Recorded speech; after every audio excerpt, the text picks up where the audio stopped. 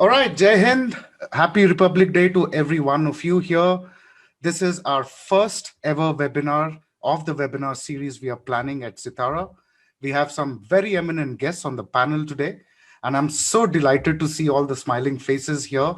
To all the people joining us on Facebook and YouTube, a warm welcome to you. Jai Hind, Happy Republic Day to you as well. Uh, the purpose of this event is to bring in eminent personalities and to actually pursue our dream and goal as members at Sitara. Now, you must be wondering, for people who haven't been in the as a part of Sitara or members of Sitara, you must be wondering what Sitara is all about. So, what we've done is we've put together a small video, a video that will tell you our intent, our dream, our goal in less than a minute. And then I will introduce the panel for today. So, I'm going to quickly share my video with you. So, here's the video coming up.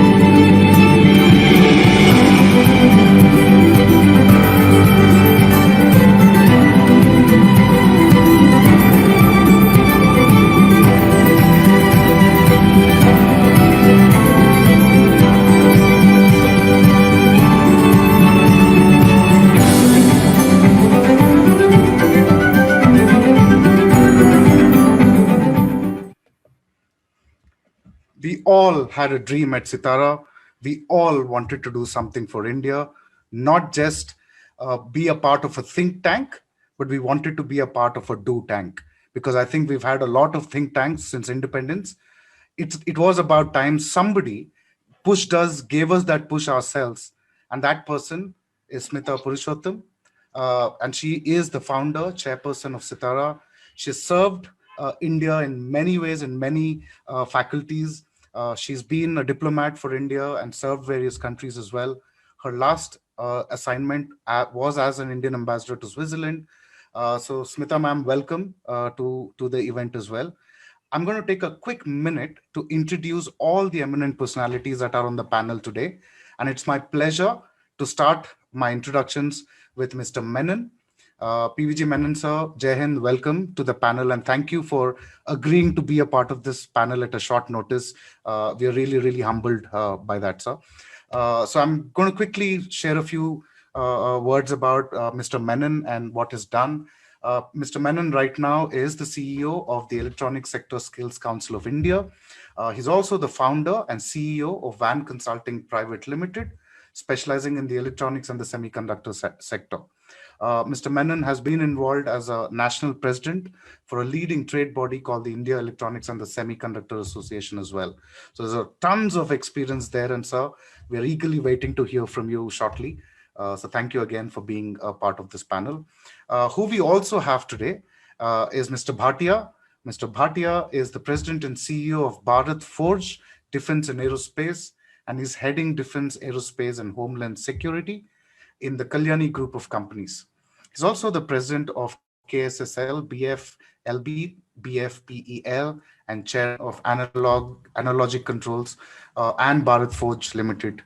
Sir, thank you so much for being a part of this. Thank you for being on the panel. Welcome, Jai Hind. Next we have on the panel is Mr. Ayanampudi Subbarao, sir. I've heard tons of things about him even before I got into Sitara. It's a pleasure to have you on board as well. Mr. Subbarao is the president of the Indian Innovators Association. He's encouraging Indian startups to go global and helping them by showcasing them in the international innovation fairs. He's also the advisor of the Department of Scientific and Industrial Research. So thank you. Pleasure to have you on the panel as well. We next have Mr. Rajiv Mahajan. who's also working as a senior vice president at Tejas Networks, a pioneering Indian telecom product company. Tejas has successfully grown from a startup to become a market leader in India to a global top 10 player in telecom. Indeed, something proud for India on this Republic Day. So, welcome, pleasure to have you on the panel. Who we have next on the panel is a good friend of mine, somebody that has been talking about Make in India even before we started the Make in India campaign, maybe years before we spoke about it. Mr. Venkat Raj, welcome to the panel, Raj. Again, Raj is an eminent personality and thought leader. Uh, if I can request all of you who are not speaking to go on mute, thank you. So Raj is an hello eminent personality and thought leader. He's कौन बोल रहा है always been pursuing uh, sorry, thank you. He's always been pursuing education industry and connect to global standards in education as well. He's currently the president of the German University for Advanced Studies and also is a founder of Indo-Euro Synchronization. Raj, welcome to the panel as well. Ma'am, we spoke about the push, Smita ma'am. We spoke about how you've brought this panel together. I'm sure our listeners today and our attendees to the webinar would love to hear some more about your vision for Sitara and what we are trying to do. So over to you, Smita ma'am. Thank you very much, Teja and Venkat. Om, you young Turks are the ones who have taken this fantastic initiative to take Sitara to the public. And this is a huge public service because our message has so far not been received. And I'm very happy to know that tens of more people have joined us on Facebook and YouTube. We need to make our message public. So first of all, thank you for this wonderful initiative from my heart. We didn't have an independent media channel so far, and now we do, thanks to you and also your help in setting up the website. So everyone should be aware of that. I'm also extremely privileged to be here in the presence of the most brilliant people I've actually met for a very long time. And we've put them together in our Sitara and in very different sectors that Teja has already described. Yes, we are also mirroring and paralleling what Prime Minister is doing. His Atmanirbharta campaign is being supported very concretely by us. And as Teja has pointed out to me, if India can create this vaccine for this once in a century disease overnight, then what can we not do in other sectors? And I salute our technologists, our pharmacists, our industrialists, and all the people who are making India great on this great Republic Day of ours. Very quickly now, because this is devoted to all the industry experts here, just to give the context about Sitara, we had focused on high technology right from the beginning. Why was that? Apart from the obvious reasons that it leads to creation of premium products which command premium prices, therefore lead to higher living standards, create a huge push for upgradation of the education system. They also create massive jobs. As Professor William Bonvillian had told me, he was director of MIT when I met him. I don't know what he's doing now. I think he's in a very high position. He had said that one high-tech manufacturing sector jobs can create multipliers up to 6 to 20. So we can, by focusing on this, really lead to a massive upgradation of our economy. Now, Sitara was born around 10 years ago, and Sri Rajendra Bhatia has been our companion since then. And I'm really privileged to be with him. And we were trying to answer one question: why India, with all its great advantages, is not an advanced nation yet? And our answer was lack of technology. And this is borne out by Nobel Prize winning economists who said technology is the main driver of economic and therefore geopolitical power. So because of our focus on technology, we have overtaken every think tank, every do tank. We were the only ones to talk about the US-China technology war years before it happened. We were the only ones to focus on procurement reforms, which have led to massive changes in this procurement system, at least at policy level and gradually at the implementation level. And I'm sure our experts will talk about it.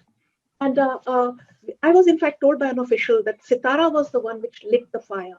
He had sent an omnibus report to the National Security Council Secretariat a few years ago, and that led to a big push to redo the procurement system. It was basically taken over by foreign OEMs.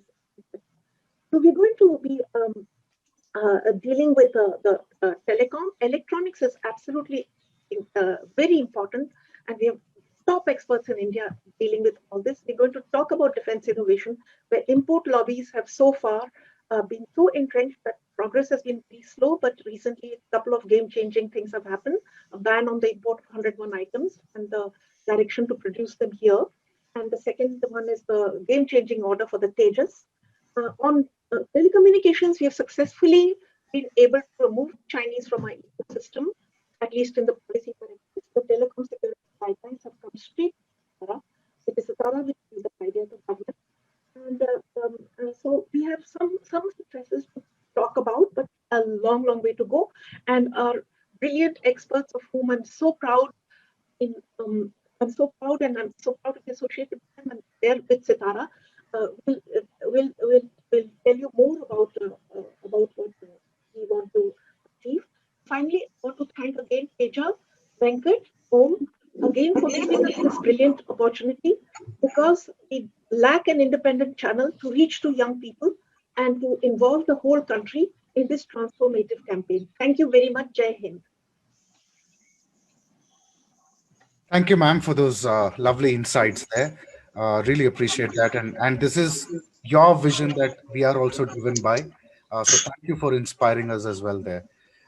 Before we start, talking about and asking some questions to our eminent panel today, the topic that we are all gathered today is high-tech indigenization in India, in context with the Atmanirbhar campaign, as we celebrate our 72nd Republic Day today. So let me go to each of the panel members today and ask for their opening comments on this topic. Mr. Menon, I'd like to come to you first. If you can share with us, what are your thoughts around high-tech indigenization in India with respect to Atmanirbhar campaigns? Right. So thank you, Teja, and Republic Day greetings to all. Before I start talking about the electronics industry, let me sort of set context. The electronics industry, we call it, we have an all-encompassing term called electronic system design and manufacturing, or ESDM.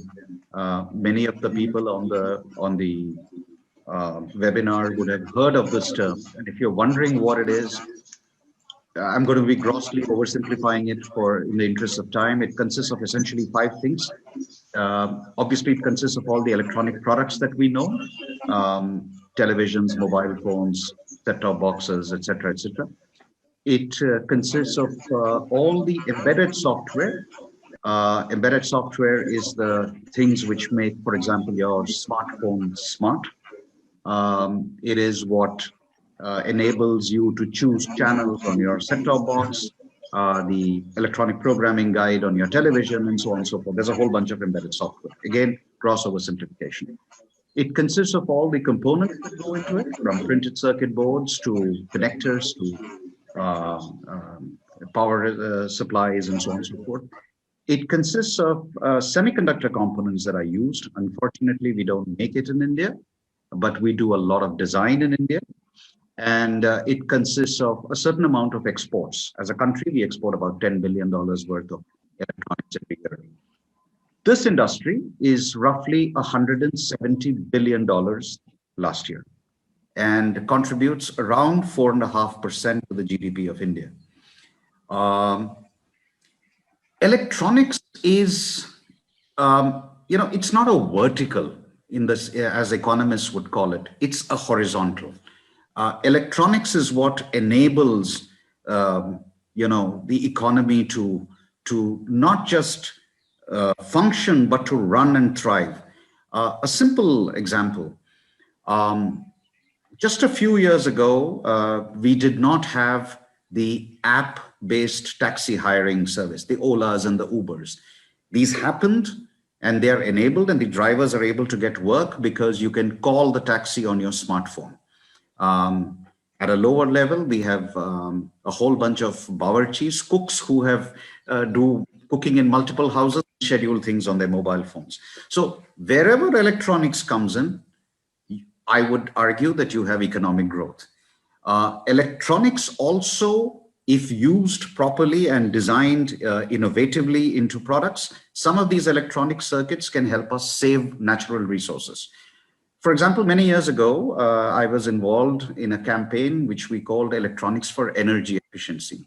And by addition of a simple circuit into a ceiling fan, we managed to cut the electricity consumption by about half. Nice, you cut electricity consumption in a ceiling fan by half. What does it mean other than the fact that you can save your electricity bill at home? Well, it means, if you look at the fact that we have 40 million ceiling fans in this country, and if you look at a city like Delhi, where I'm based, in summer, the ceiling fans probably run for 24 hours. If you can cut the consumption of electricity in one shot, you have eliminated a couple of power plants. That is the multiplier effect of electronics. This is great, right? But there are concerns as well. A lot of the electronics, despite the fact that we have very significant design capability in India, in my previous avatar as the president of the India Electronics and Semiconductor Association, I often used to say, and this is backed by data, that there is probably no chip that is made in the world which is not touched by India in some way. We do a lot of VLSI design here. We do a lot of chip design here, very large scale integrated circuit design. We do embedded software, we do testing, we do verification. We just don't make the chip here. That's a different story. It calls for huge investments. The power of innovation that electronics can bring in, and the power of innovation in India, I will give you just one little story to demonstrate it. Before COVID happened, we were importing ventilators into India. And then a company in Mysore teamed up with a public sector unit called Bharat Electronics. And it's a world record. In 3 months, they manufactured 30,000 ventilators. Today, 96% of the ventilators by volume and 90% by value that are used in India are manufactured in India. That is the power of Atmanirbharta. That is the power of harnessing Indian innovation. But to drive it, electronics is a knowledge-intensive business. Unfortunately, it is a capital-intensive business when you get into manufacturing. And what we have done, and it also, by the way, creates a lot of employment. And I would like to specifically point out that electronics is very diversity friendly. If you look at electronics manufacturing plants, 50% of the workforce are young women. And I won't get into the details, but basically what happens is that as you skill women, young women, and of course young boys as well, and get them into jobs in these factories, divert them from the education stream of going after degrees and then applying for jobs, etc., etc. So you complete 12th standard and then you undergo some skilling. And that is what the Electronic Sector Skill Council of India does. We are the apex skilling body for India in electronics. But then these youngsters go in and start working in these factories. And particularly if it's a young woman, entire families start to come out of the cycle of poverty. And multiple sociological studies have shown that if you train, educate, and skill a young woman and get her into an employment scenario, you get societal transformation happening, right? And families can break that cycle of poverty and come out. Along the way, the economy grows. So today, the import bill for India, due to import of electronics from outside, rivals the import bill. It's just behind the import bill for petroleum products, and is the second highest contributor to the current account deficit of the country. And what we need to do to strengthen this whole thing is to invest into the sector, skill people and bring them into the sector. So there is employment, there is manufacturing of goods here, and we can reduce our import bill. And some of the policies of the government recently have led to investments happening in the sector, have led to employment creation in the sector. Can we do more? Of course we can. And everyone is seized of this issue. And, organizations, think tanks like Sitara are contributing enormously to this discussion by highlighting some of these vital strategic aspects of how electronics can start this economy. And that, is what I think we should look at as far as the sector is concerned. With that, I'll conclude my opening remarks and then we can discuss further as we go along. Thank you, Mr. Menon. I think I loved what you just said. And I think that is the question that we are all driven by at Sitara, including you, sir. Can we do more? Right? And there's been a lot of talk about the defense industry in India as well. And I come to you, Mr. Bhatia. Are you think we are doing enough? Or do we need to do more? What are your opening comments, sir? Thank you very much, Teja, and a very eminent panel. And I will always rate initiatives taken by Mrs. Meeta Purushottam has always been in line with national interest. Coming to the point, which is what we are discussing today on the self-reliance and indigenization, let me firstly try and take you back a little into the history. It was in 1990 that under late Abdul Kalam, a study was done to see that India's reliance on imports could be reduced. It was felt that almost 70% of the products were imported and indigenous content was less than 30%. The feeling was that any nation which wants its rightful place in the Committee of the Nations, this kind of ratio cannot exist. Technology denials will always remain an instrument of foreign policy of a nation from which you are importing the items. And there was also another saying, which is brilliantly brings about, which used to say, what you want, you cannot afford, and what you can afford, you really don't want. So the key point which comes out is that at the bottom of this is what we call self-reliance in the classical sense. It cannot be a superficial self-reliance. It has to be a bottom-up self-reliance. Now, where do we stand? India perhaps is one country in the world which does not reflect in its defense industrial base the actual inherent technical capability of the nation. If you take a look in the services sector, in the IT sector, in the software, we are a global leader. But not one weapon platform will have its software or the fire control system written in India. It would be a black box imported along with the equipment. If you take a look at other strategic sectors, maybe nuclear, maybe space, you will see fantastic progress being done. But that does not get reflected into our defense sector. The foundation lies in technology. Let me give you some figures before I move on. India had almost 8,000 startups last year. We are number 2 in the globe. US leads by a far margin. I would say it is almost about 30,000, but number 2 is India. China and other countries are behind us. How many of these startups? And I would take out the last 2 years, where last 2 years, there's been a lot of excitement, a lot of buzz. So there's a lot of startups who actually started to look at defense. But most of the startups were in e-commerce. Most of the startups were in other areas, not in defense. And why was it so? Because unless you can see light at the end of the tunnel, an innovator or a startup does not want to put his hard-earned money there. And problem with our system was that you could burn all your money and still not see the light at the end of the tunnel. If you take a look at what technological development, and Mr. Menon rightly mentioned that there's not a chip in the world which would not have touched Indian hands.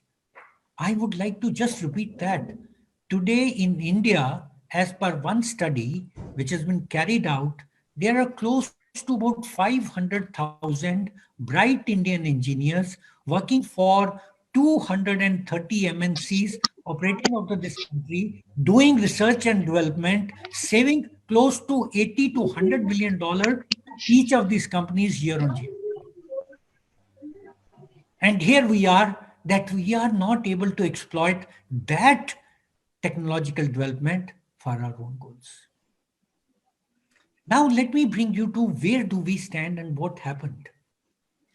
Certainly there was a lot of buzz. There's been a lot of buzz going on for many years. But around 2014, we heard a clarion call of Make in India. Why was this call given? Let me give you the economic fundamentals that we know. There are some eminent economists also on the panel today. But what we learn as the economic fundamental lies very simply that India's manufacturing sector is about 15 to 16% of the GDP today.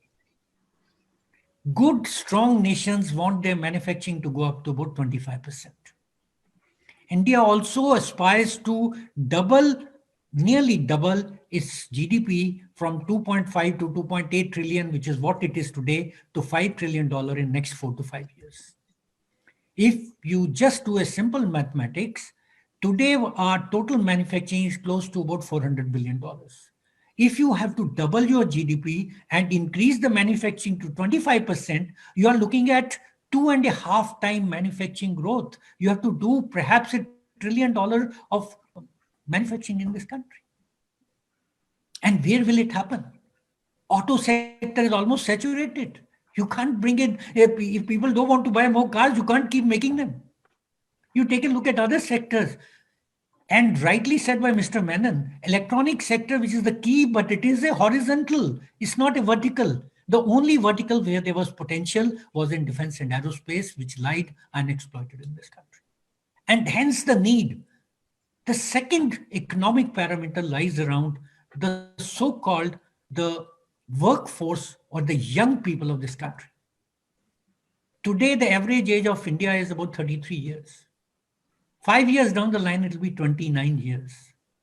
At 29 years, we'll unleash a workforce of 400 million people in this country. And if you cannot employ these people gainfully, it can become a great liability for the country. We all understand. If you don't give them employment, where will they go? And hence the need. But why manufacturing? We were doing exceedingly well in services. Services had a multiple of just 1 or 1.5.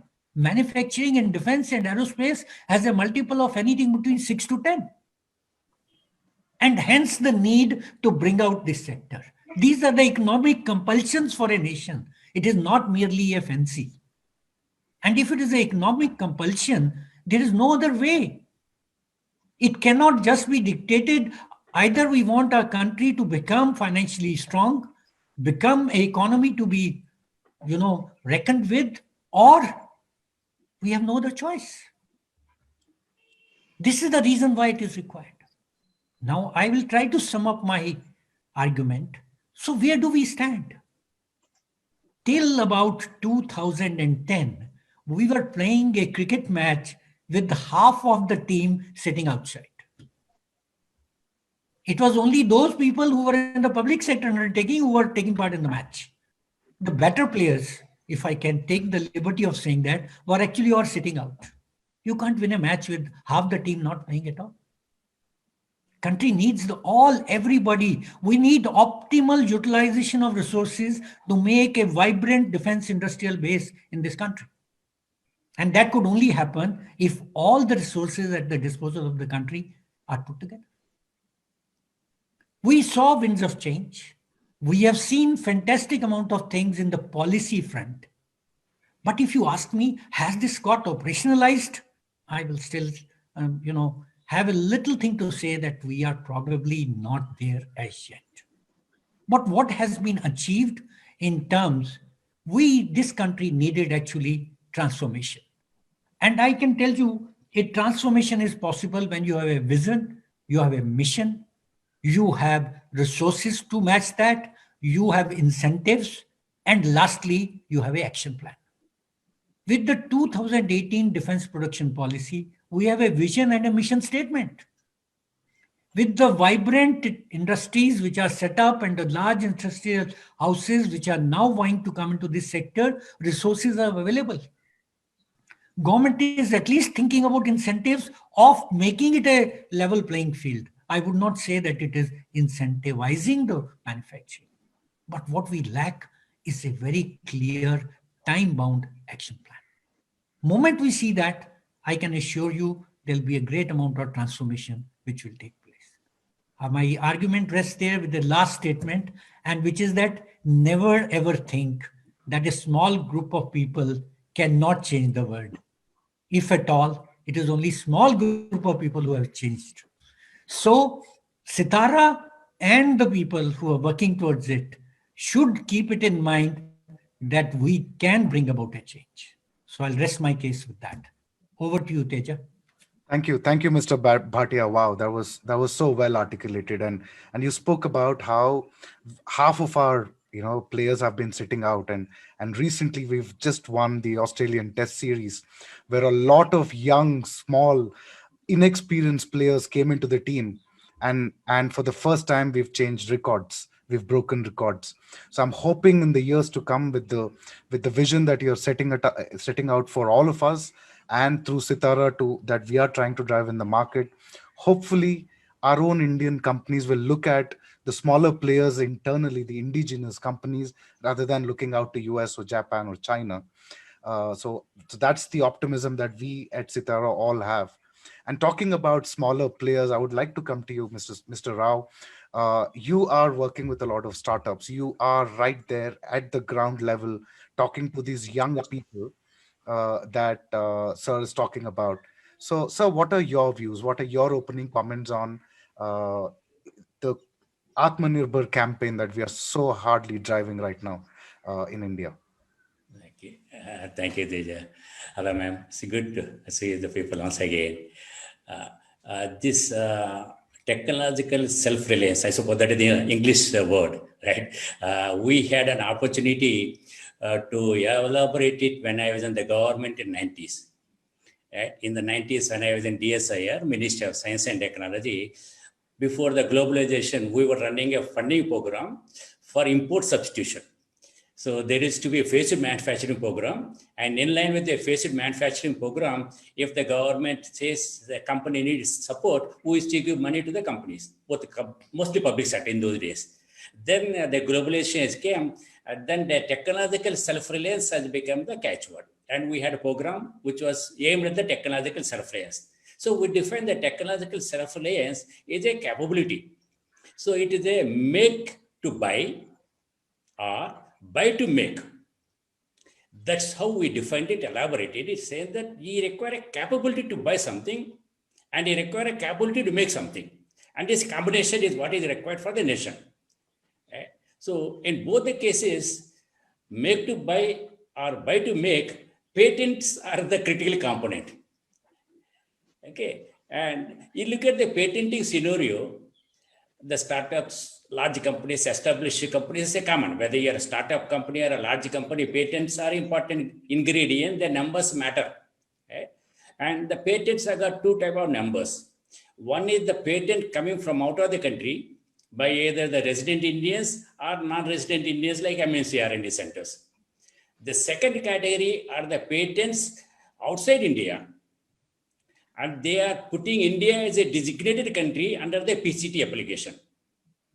So these are the two different groups. Both are important. Both tell us something very interesting story.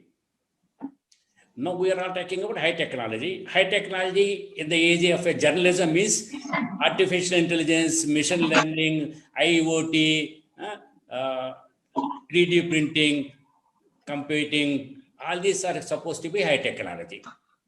Now look at the patenting on this particular areas of a high technology, right? Of course, the patenting nomenclature is very different. They do not use the same nomenclature, but taking all these particular things together under what is called a computer-related innovations. So the patenting question in India is we have a lot of papers on artificial intelligence, but practically no patents coming from out of India. The reasons are very obvious because the Indian Patent Act says programs, computer programs, software are protected under copyright, not patentable. Algorithm is a mathematics, so cannot be given either a copyright also is not given. So Indian law under computer related innovations is evolving. So we really cannot do much. Though we talk about all the new high technology areas, we cannot do patenting because the existing Indian law is not really friendly to this particular innovations. So the belief is there, may be true, may not be true. If we apply for these new technologies, artificial intelligence or IoT or semiconductor, IC layout, from within India, you will not get it. But if you are applying through the PCT route, that is originally applied and got a patent in UK, ES somewhere, and you can protect the data priority under the PCT, apply through the PCT route, the chances are much better. That is the general belief. Okay. That is only one side of the story. So the second side of the story is that the PCT route, the number of patents which the global innovator can enforce in India, but not enforcing. Let me give an example. If a global innovator is working in the area of a pharma or chemical, he will apply for a patent in Switzerland. He will not miss an opportunity to apply for a patent in India because he is afraid. He knows that Indians can copy a drug. They can copy chemicals. The competition is there in India. Unfortunately, the same is not true in the new areas. You look at the statistics of the number of patents in these new technology areas, artificial intelligence, machine learning, IoT, 3D printing, blockchain, computing, supercomputers. Very, very few people are seeking protection in India. Why they are not seeking protection in India? There can be two reasons. First is that we are not giving patents. Okay. More worrisome is the one which many analysts argue is that the world is not afraid of Indian imitations in the new field. So the analysts say India is going to be a very large market for finished product, complete solutions, but there will be no market in India for patents. And Indian entities, even when they are free to copy the patents, because they are not enforceable in the country, still do not have the capability to make a product from out of the patent, free to operate patent. This is something that is to be reflected. Is it something really reflecting in our capabilities? As Menanji said in the beginning, because semiconductors, we don't have a lab. Obviously, there are many restrictions. So in many areas, is it because we are not able to copy? I am using the word copy and reverse engineer and develop further based on a free to use patent because we don't have the systemic capability. Because many of them are not one-to-one. In the pharma, if the patent is free, I can straightaway, I mean the competent industry in India can straightaway go and manufacture a product. But a patent is there free to use in, let us say, a AI natural language processing chip. Who will make use of it in India? Can you think the startups will grab that patent and build a product? If we say there is a facial recognition technology patent not enforceable in India because he didn't want to spend money enforcing it in India, then you think the people in India can, our startups or the existing companies can really make use of the patent and manufacture a face and develop a facial recognition technology which can be loaded into our CCTVs, which we are putting under a so-called smart city project. I think it's very complex. Making use of a patent to develop a product requires a capability. I think that is a capability which we do not have adequately in new technology areas, which is very much in contrast with the existing one. If there is something in the foundry, if there is something in the material removal, then Bharat Forge will not leave anything. Right? So there are some sectors where we are very competent, we can grab the world if there is a little leeway given to us. But there are new areas which we talk about continuously, where the field is fully open because somehow people do not feel a threat from India. And we cannot grab it because it requires some sort of a one step is not adequate. It requires more than one step, 1+2+3 steps like that. I suppose Sitara will be doing the articulation about how to grab these opportunities in a systemic manner. Thank you. Thank you, Mr. Rao. I think with experienced people like you, Mr. Bhatia and Mr. Menon, I'm sure we'll be able to capture that as well.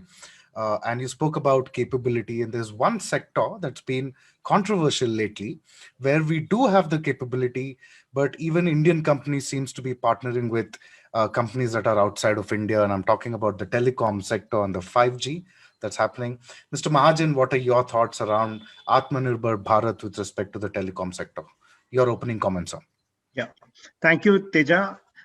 Thank you, Smita ji and Raj, to putting this excellent seminar together. I must appreciate what Mr. Bhatia just said, Mr. Menon just said, and Mr. Rao just said. Few critical points which I want to put forward is that Mr. Bhatia said that when the study was done in 90s, we found that almost 70% of the products are getting imported in India. But as late as 2019, the statistics for telecom industry is that there was a requirement of, let's say, $23 billion of the products to be deployed in the networks, out of which $21.5 billion was imported.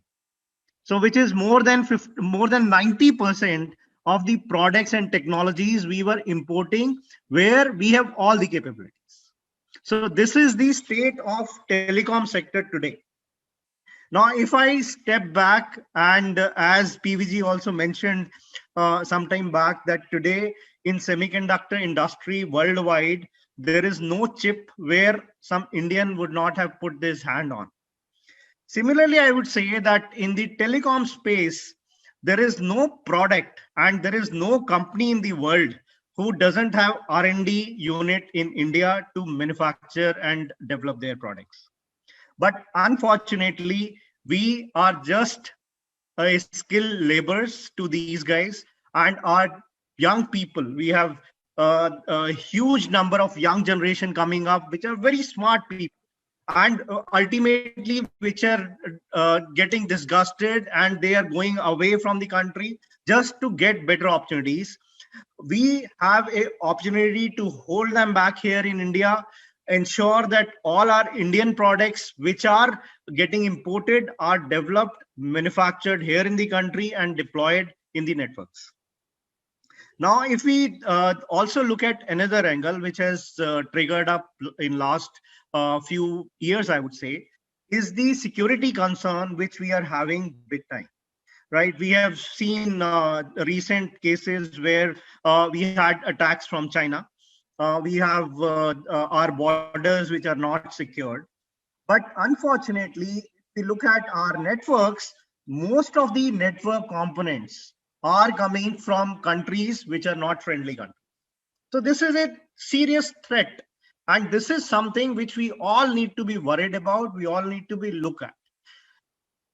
On one side, if we look at the capabilities, we have huge number of capabilities. I would like to draw your attention to the efforts which DPIIT, Ministry of Commerce, and DOT and MIT has put up in last few years. There, they have been talking about Atmanirbhar Bharat, Make in India, products being manufactured in India, and they have listed down, let's say from DOT policy, they have listed down some 36 technologies which are very, very critical to India. And they have also put together a map that how they want them to be deployed and manufactured in India. There was a study which was done some time back, and to very surprisingly that all these 36 products which DOT is talking about, there are multiple companies, multiple startups who have technology developed in India, but they are struggling to pick up orders to let's say grow and scale their capabilities. And all these products are being imported very clearly as we go by. Now, what I feel what needs to be done here is that since Mr. Rao said that a lot of R&D and innovation is also required, same thing is true for telecom sector. We require a lot of R&D to be going on, to be done here in the country, though we have products, but since this is a sector which is very fastly moving sector and technologies changes every second day. Now we are deploying 4G, and very soon we will be seeing 5G, and there's a lot of push from companies worldwide that they want to push their technology in India, whereas India need to today stand up and ensure that whenever this 5G technology start knocking door of the country, we have multiple companies here in the country who are ready to deploy their own products in the networks, and they are ready to put up pilots in the network. But in order to do that, since there is so much to be done here, so many things which are moving very, very fast, we need to really invest more and more on the R&D capabilities of the country, which could be coming from private sector, which could be coming from public sector, which could come from academia, wherever possible. Like I was studying a report that India spends only 0.7% of their GDP on R&D, whereas US is spending almost 10% on the R&D. So we see a huge gap which is coming up here. But looking at the capabilities of Indians, if in next 2 years we can put our act together and we can ensure that all the government policies are incentivizing R&D. There used to be many policies, let's say policies which were giving 200% of income tax benefit to companies who are doing R&D. Those policies which were withdrawn, they have to be reinstated. The incentives to be given to the companies so that they can create much better products, much better technologies, which will be secured, which will be make in India. It will be Indian IPR. We will cut down on imports and we will become an exporting country worldwide. Let's say, I'll just give a small example. 5G is an area where everyone in the world, every country in the world in next 2 to 3 years is going to shift to. Like we just talked that we developed our own vaccine so fast. We developed ventilators so fast. And today we are exporting these things to the world. If we would not have put this effort, we would have imported these products in tons. Now, this is the same opportunity which exists in front of us, that as soon as globally countries start going for 5G, we should have our own 5G technology companies who should go global and who should generate a lot of export revenue instead of being a net importer of telecom products. I will talk further whenever opportunity comes. Over to you, Teja. Thank you. Thank you, Mr. Mahajan. I think you've made some very critical points there about a sector that we've been talking so much, especially at Sitara Do Tank. Our emails are just, one after the other. Every day we almost have exchange of 20-25 emails around this sector. So thank you. I had a lot of questions for you, but I think you answered most of them. But when we look at all these sectors and when we're looking at focus, I remember Mr. Bhatia talking about our age as a country, as a nation, becoming 29 soon as an average, which means a lot of success of these sectors depends on how we are skilling them and how we are providing them with the opportunities of providing education to them the right way. And Raj, you've been doing some fantastic work, bringing in world-class technologies, skilling people here in India. What are your thoughts?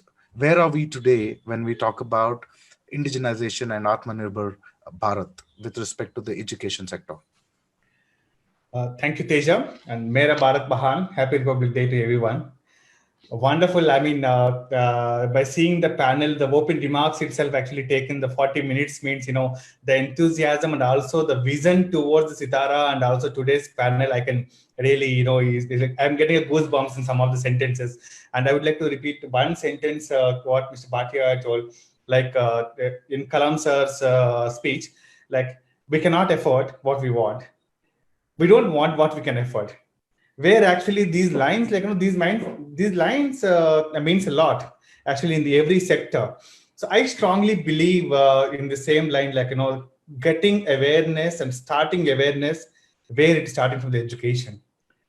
Getting educated and giving education, creating education. This is some kind of spots where the initiations are actually started. The same thing actually what we are doing today, even in the panel. Before actually getting into the sector and focus specific, actually getting into the multiple sectors and the people onto the table and talking about how the education getting spread among our members and also to the India. So the topic actually I'm coming again, like high-tech indigenization, and also I'm actually imposing a little bit towards Industry 4.0 and education here. What is exactly high-tech? Because in 1700s we're talking about mechanical loops. In 1800s, we're talking about electronics. In 1900s, we're talking about computers. And 2000s, we're talking about automation. But at the end of the day, the requirement, which is more precision-oriented and quality-oriented, that's what actually we are achieving through our education practices. Because our country is actually one of the best example for giving a very, very fundamental and foundational education to the world. This is where actually we started. Even being an aerospace engineer, when I went to the country like Germany, this is where actually what I observed the different sectors and segments and practices we are doing and also the other countries are doing.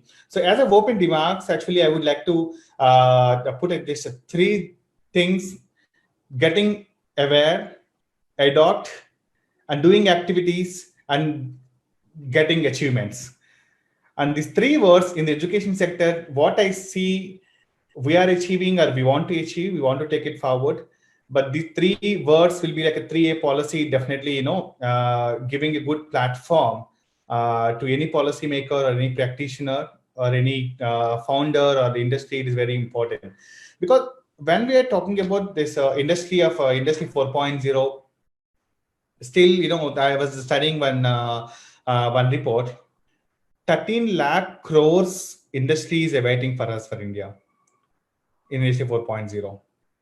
And these are also very important. And also as a country, we don't need to start from, the stage zero. We can already start from a comfortable stage to achieve the global needs. This is the reason actually when I'm converting myself from the engineering oriented to the education skill oriented, I already chosen in 2014 itself, Industry 4.0 centers is one key what we need to bring into the Indian market. This is how we started able to giving some kind of awareness about the industrial robotics and the manufacturing and all these things to the Indian market. That is what we are achieving. So Teja, actually, I would like to pause or stop myself to just give open remarks. And when this Atmanirbhar Bharat initiation was launched and giving a topic by our Prime Minister, he also noted $1 trillion manufacturing is awaiting to us. So as our eminent panel already shared one statistics with the service sector, the 0.x number of growth what we are achieving. With the manufacturing, we are achieving between 5 to 10%, I think 7% of achievement. Actually, the multiplications what we are achieving in our society. So this is the reason the manufacturing, the segment or sectors are all together, and of course the education, who is a potential key for our future. This kind of the marriage should go equally. This is where I would like to pause here for myself to give back to Teja to start our panel. All right, Raj, I like the way you said start the panel, but the panel has been fantastic today. In fact, I had prepared so many questions. Most of them they've already answered just with the opening remarks. Just goes to show when you don't just talk out of the blue, but have a vision and a set action plan, you don't really need to ask a lot of follow-up questions because every speaker had a vision, a timeline. But also in the future, we just want to announce to all of you that yes, we will conduct a lot more sessions like that. This was our first ever webinar series. We wanted to bring in all the sectors together just to get introduced to all of you who are watching us on Facebook and YouTube. But going forward, we will have specific skill sector discussions. And I know Raj, I, and Smita ma'am are already talking about defense being the next topic of our discussion. I'm sure a lot of you have questions. You want to ask a lot of questions to our panel. So here's a call that I'm taking in the interest of time. Today is Republic Day, a holiday for all of us. We don't want to delay our eminent panel as well beyond the scheduled time. So here's what I would request you to do. Please keep those questions coming on our Facebook page, on our YouTube video. Me, Raj, and Smita ma'am will assure you that we will get those answered by our panel members. We will publish those answers as a Q&A on our website. We are also going to be posting this video, the recording of this video on the website, so you can go back, listen to it again. Mr. Menon, Mr. Bhatia, Mr. Rao, Mr. Mahajan, Raj, thank you so much for those lovely comments. I was making note of some of the things that you were saying. I have tons of questions now for Smita ma'am to go back and formulate some action plan for Sitara, because like I said in the beginning, we are a do tank. I am proud to be a part of it. One of the things that Sitara as a group is now trying to do is actually bring in young blood into the team, so that there is also an actionable force on the ground with all the experience and mentoring from our eminent experts, like all of you on the panel today. So talking about young blood and on the ground, somebody taking it forward, I have another young eminent member in Sitara, Om Shri. She is one of our more active members. She's one of the ones behind this webinar series as well.